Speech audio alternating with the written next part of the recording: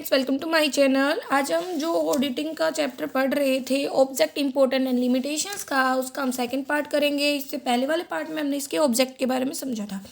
आज हम समझेंगे कि एक ऑडिटर की क्या रिस्पॉन्सिबिलिटी होती है जो भी अनडिटेक्टेड फ्रॉड या एरर रह जाते हैं।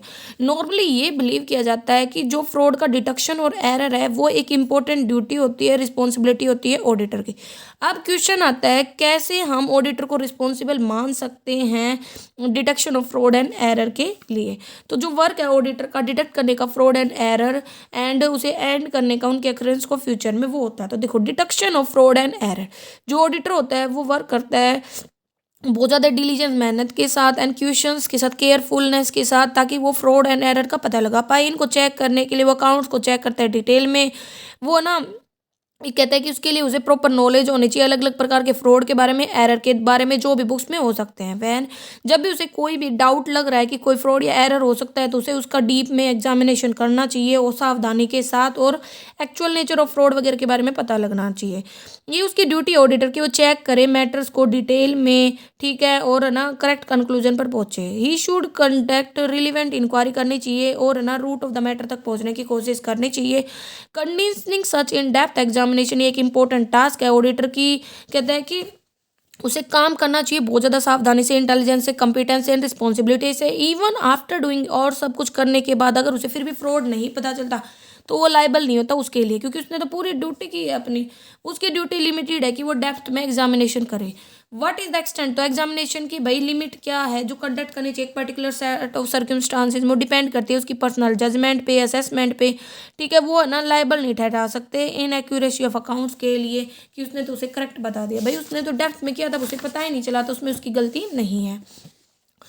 तो जो लायबिलिटी होती है ऑडिटर की for detection of fraud arise only वह वो ना जब लापरवाही बरतेगा तभी उसके दायित्व अराइज होंगे। अब बात आती है prevention of fraud and error. ये रॉन्ग है सोचना कि जो ऑडिटर है वो एंड कर देगा फ्रॉड एंड एरर को। वो तो सिर्फ एग्जामिनेशन करता है और मोरल प्रेशर डालता है एम्प्लॉयज़ पर, जिसके कारण वो फ्रॉड एंड एरर को कम करे, वो उन्हें करे ही ना। इवन तो जो फ्रॉड एंड एरर्स होते हैं उनको हम है ना प्रॉपर ऑडिट प्रोग्राम की हेल्प से चेक कर सकते हैं, कंडक्ट कर सकते हैं ऑडिट को है ना डिलीजेंटली। ठीक है, जो ट्रूथ है वो है रोकना फ्रॉड को, एरर को, डिपेंड करता है ऑनेस्टी एंड कॉम्पिटेंस पे एम्प्लॉयज की। जो ऑडिटर होता है वो ना सजेशंस दे सकता है ताकि लिमिट कर पाए अक्रंस को, फ्रॉड की एंड एरर्स को। ये ड्यूटी होती है एडवाइस देना, एक्ट करके सेम द रिस्पॉन्सिबिलिटी ऑफ जो भी कंसर्न एम्प्लॉयज़ वगैरह हैं। अगर कहता है ऑडिट करने के बाद कोई भी फ्रॉड है वो पता चलता है तो ये ज़रूरी नहीं है कि ऑडिटर ने ना लापरवाही बरती थी। ठीक है, क्या ये नहीं कह सकते उसने अपनी ड्यूटीज़ को परफॉर्म नहीं किया जाता, क्योंकि जो ऑडिटर है वो ना सक्सेस की गारंटी नहीं देता। ठीक है, यहाँ पे केस वगैरह बता रखे हैं। अब है जो ऑडिटिंग उसके एडवांटेजेस, तो ये एग्जाम में आती हैं, एडवांटेजेस एंड लिमिटेशंस। तो कहता है कि इन टुडे एज, जब कहता है कि जो बिजनेस और इंडस्ट्री है वो ऑपरेट करे एक बड़े स्केल पे, तो ये जरूरी है ऑडिट करवाना, क्योंकि जो इंक्रीज है कैपिटल, जो भी पैसा लगाया जा रहा है इंडस्ट्रीज में वो भी बढ़ता जा रहा है, ओनरशिप और मैनेजमेंट अलग होती जा रही है, तो ऑडिट बहुत ज़्यादा जरूरी हो गया है।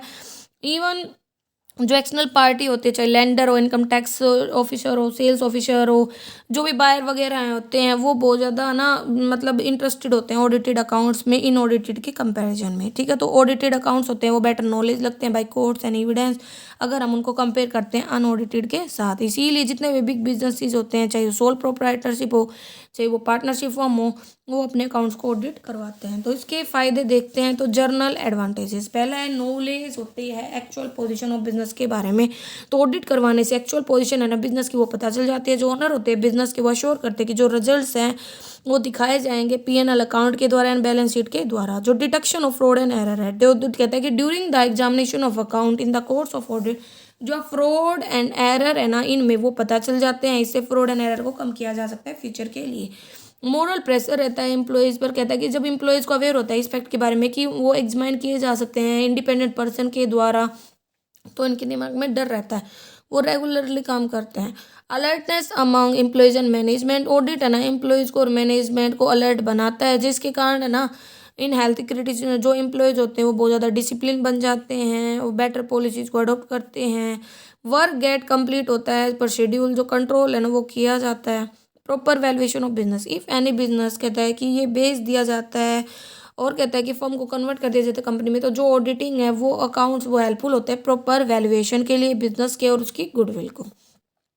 इंक्रीज इन गुडविल, जो पब्लिक है वो मतलब बहुत ज़्यादा फेथ रखती है अकाउंट्स में अगर वो ऑडिटेड होते हैं, इससे क्या होता है गुडविल बढ़ जाती है। हेल्पफुल इन रिसीविंग कंपनसेशन, अगर एक्सीडेंट होता है, फायर थेफ्ट वगैरह, ऑडिटेड अकाउंट हेल्पफुल होते हैं इंश्योरेंस कंपनी से क्लेम वगैरह लेने में।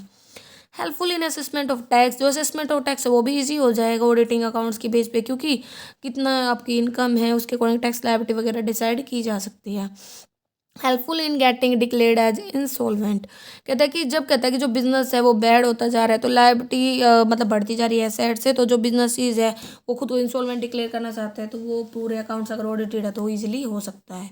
Helpful in formulating dividend and bonus plan, जो ऑडिट अकाउंट्स होते हैं वो सर्टिफाइड करते हैं ट्रूथफुलनेस पीएनएल अकाउंट की, जिसके कारण है ना ये ईजी हो जाता है डिक्लेयर करना, डिस्ट्रीब्यूट करना डिविडेंड को प्रॉपर डिस्ब्यूसमेंट के अकॉर्डिंग वो बोनस जो फैसिलिट किया गया है। ठीक है, इसके बाद बात आती है एबिलिटी ऑफ वैल्यूएबल सजेशन, जो ऑडिटर होता है टाइम टू टाइम है ना वो सजेशन देता है क्लाइंट्स को regarding book keeping and accountancy, ताकि जो एरर वगैरह है उनको रोक पाए। अब एडवांटेजेस अलग अलग ऑर्गेनाइजेशन को, सबसे पहले बात करें सोल प्रोप्राइटरशिप, जिसमें मतलब एक ही पर्सन होता है। तो पहला है प्रूफ इन कोर्ट, अगर कहता है कि जो बिजनेस में डिस्प्यूट होता है किसी फैक्ट के रिगार्डिंग, तो अगर बुक्स ऑफ अकाउंट ऑडिटेड है तो उनको हम एज एविडेंस प्रोड्यूस कर सकते हैं। हेल्पफुल है कन्वर्ट करने में बिजनेस को पार्टनरशिप में, अगर कहता है कि सोल प्रोप्राइटरशिप खुद को बिजनेस में कन्वर्ट करना चाहता है तो कहता है कि अगर मतलब अकाउंट्स ऑडिटेड है तो पूरा रिकॉर्ड अवेलेबल है, वो उनको अवेलेबल करवा सकता है। कंपैरेटिव स्टडी पॉसिबल है, अगर कहता है कि जो अकाउंट्स है for a number of year उनको कंपेयर करने की जरूरत है तो ऑडिट रिपोर्ट की हेल्प से जो अकाउंट्स रहते हैं एक ईयर का हम उसको दूसरे साल से कंपेयर कर सकते हैं, प्रॉफिट एंड लॉसेज को पता कर सकते हैं। Helpful in assessment of wealth tax, कहता है कि अगर जो सोल प्रोप्राइटर है उसके पास बहुत ज़्यादा असेट्स हैं एंड उसकी डेथ पर अपॉन हिज डेथ जो टैक्सेज वो पे किए जा रहे हैं उसकी वेल्थ पर, तो ऑडिटेड अकाउंट्स है ना वो बहुत ज़्यादा हेल्पफुल होंगे।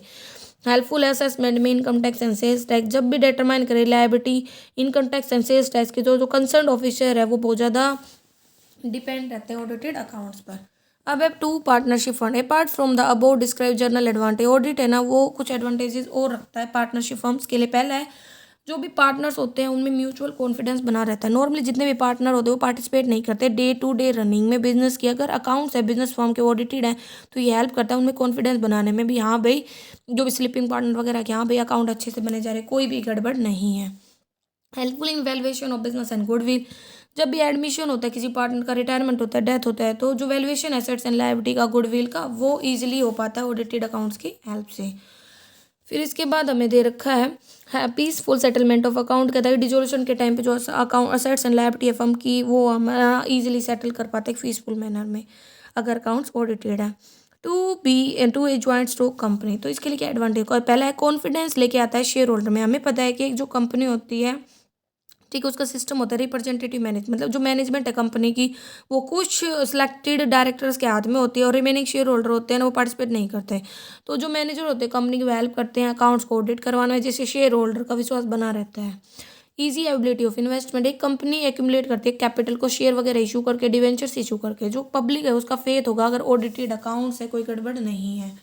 Helpful in declaration of dividends, जो ऑडिट है वो सर्टिफाई करता है प्रॉफिट के बारे में, इसीलिए declaration and distribution of dividend के टाइम पर कोई भी शक अराइज नहीं होगा। जो ऑडिटर वो सर्टिफाई करता है अपनी रिपोर्ट में कि जो डिविडेंड डिक्लेयर किए गए हैं डिस्ट्रीब्यूट किए गए हैं एप्रोप्रिएट रेट से। Facilitation amalgamation absorption and reconstruction of company, van ever जो कंपनी जब अमलगमेट होती है अब्जॉर्ब होती है रिकंस्टिट्यूट होती है तो डिसाइड करना परचेज कंसीडरेशन ये ग्रेटली फैसिलेट किया जाता है ऑडिटेड अकाउंट्स के द्वारा। इस सिचुएशन में जो ऑडिटेड अकाउंट्स वो कंसीडर किए जाते हैं बहुत ज़्यादा रिलायबल। अदर पार्टीज़ की बात करें तो देखो वैन कोई भी कहता है कि प्रॉपर्टी हो पैलेस की जाती है इन ट्रस्ट बेनिफिट के लिए किसी पर्टिकुलर पर्सन के, तो कहता है जो ट्रस्टी है प्रेजेंट करने के लिए इन फ्रंट ऑफ अदर, तो वो क्या करता है कि ट्रस्ट को ऑनेस्टली काम करता है। तो अगर ऑडिट अकाउंट अच्छे से होंगे तो विश्वास बना रहेगा। जो ऑडिटेड अकाउंट्स होते हैं बैंक्स और जो अदर मनी लैंडिंग इंस्टीट्यूशन है वो डिसीजन ले सकती हैं कि उन्हें किसी भी पर्टिकुलर ऑर्गेनाइजेशन को भाई पैसे उधार देने हैं या नहीं। अगर कोई एक्सटर्नल पर्सन चाहता है परचेज करना किसी भी ऑर्गेनाइजेशन को, तो जो ऑडिटेड अकाउंट्स होते हैं वो हेल्प करते हैं डिसाइड करने में उसका परचेज कंसिडरेशन की कितने अमाउंट में उसे खरीदना चाहिए। ऑडिटेड अकाउंट बहुत ज़्यादा हेल्पफुल है गवर्नमेंट एम्प्लॉयज़ के लिए जब भी वो sales tax income tax wealth tax वगैरह लगाते हैं। ठीक है, जो कोर्ट होते हैं इन केस वो रिले कर सकते हैं ऑडिटेड अकाउंट्स पे एज ए एविडेंस। अब लेकिन इसकी कुछ कमियां भी हैं। जो वर्क है ऑडिटर का वो सर्टिफाई करना है, अकाउंट्स को प्रिपेयर करना जो भी क्लाइंट्स ने किया है वो अपॉइंट किया जाता है ताकि वो चेक कर पाए, बुक्स को सर्टिफाई कर पाए कि वो ना एज ए रूल्स के अकॉर्डिंग बनाई गई है या नहीं। तो देखो लेकिन इसमें कुछ कमियां हैं। ऑडिटिंग एक कंक्लूसिव प्रूफ नहीं है, कि वो एक 100% प्रूफ नहीं होता। अगर कहता है कि जो ऑर्गेनाइजेशन है उसके पास सिस्टम है इंटरनल चेक का इन पैलेस एंड ऑडिटर सेटिस्फाई करता है with the working of the same, तो कहता है कि वो सर्टिफाई करता है एक्यूरेसी ऑफ अकाउंट्स को चेकिंग के द्वारा। इस सिस्टम में कहता है इंटरनल चेक भी होना चाहिए। दो या दो से अधिक लोग हैं वो टीम बनाते हैं, फ्रॉड करते हैं, ऐसे फ्रॉड को ना पता करना इतना आसान नहीं होता। इसीलिए जो ऑडिटेड होते हैं वो सर्टिफाई नहीं करते कि जो एम्प्लॉयज़ हैं ऑर्गेनाइजेशन के वो ऑनेस्टली काम कर रहे हैं। ऑडिटिंग डज नॉट गारंटी 100% मतलब 100% एक्यूरेसी नहीं कहता। नॉर्मली जो लार्ज ऑर्गेनाइजेशन होते हैं उनके पास बहुत ज़्यादा लोग होते हैं ट्रांजेक्शन्स के फाइनेंशियल ईयर में, इसीलिए ये पॉसिबल नहीं होता ऑडिटर के लिए चेक करना हर और एवरी ट्रांजैक्शन को, और ना ये विजिबल होता है in term of wastage of time efforts and money. Minor things are not paid attention. जो ऑडिटर होता है एग्जामिनेशन के दौरान वो फुल अटेंशन देता है, सिर्फ जो भी मैटर रिलेटेड है पीएनएल एंड बैलेंस शीट के वो कोई अटेंशन पे नहीं करता, छोटी छोटी जो भी ट्रांजेक्शन्स होती हैं। ठीक है, सर्टेन फ्रॉड में रिमेन अनडिटेक्टेड। कहता है कि भाई बहुत ज़्यादा डिलीजेंस कॉम्पिटेंसी एंड एफिशिएंसी के बावजूद भी कई बार कुछ जो फ्रॉड होते हैं वो पता नहीं चल पाते हैं। ठीक है, क्योंकि जो इंटेंशनल होते हैं प्री प्लान्ड होते हैं वो टॉप मैनेजर्स खुद करते हैं। Auditor does not understand the nature of all business transaction even throw. जो ऑडिटर होता है वो चेक करता है अकाउंट्स को ऑर्गेनाइजेशन के वैरायटी ऑफ फील्ड में, ये पॉसिबल नहीं होता उसके लिए अंडरस्टैंड करना नेचर हर ट्रांजेक्शन का। इसीलिए ये पॉसिबल नहीं होता ऑडिटर के लिए सर्टिफाई करना कि जो भी ट्रांजेक्शन है वो ना बिजनेस के अकॉर्डिंग है या नहीं। फिर है ऑडिटर मेरली एक्सप्रेस। ऑडिटर सिर्फ अपना ओपिनियन देता है, वो ना कोई 100% एक्यूरेसी नहीं देता। ठीक है, और ऑडिटर है ना कोई इंजॉय नहीं करता प्रैक्टिकल फ्रीडम इवन थ्रो। जो ऑडिटर होता है उसे कंसिडर कहते हैं इंडिपेंडेंट पर्सन, क्योंकि जो उसके राइट्स ड्यूटीज एंड रिस्पॉन्सिबिलिटी होती हैं वो स्पेसिफाई किए जाते हैं कंपनीज एक्ट 2013 में। इन प्रैक्टिस जो मैनेजर होते हैं कंपनी के वो हमेशा अपॉइंट किए जाते हैं देयर आउन पर्सनस के द्वारा एज ऑडिटर। जो ऑडिटर होता है इन्फ्लुएंस किया जाता है मैनेजमेंट के द्वारा भी, इसीलिए वो है ना हम एबल नहीं कह सकते conduct a completely independent examination. तो ये हमारा छोटा सा चैप्टर था। अगर कोई कन्फ्यूजन है तो आप कमेंट करके पूछ सकते हो। ये क्वेश्चन पीछे आए हुए हैं। Thank you.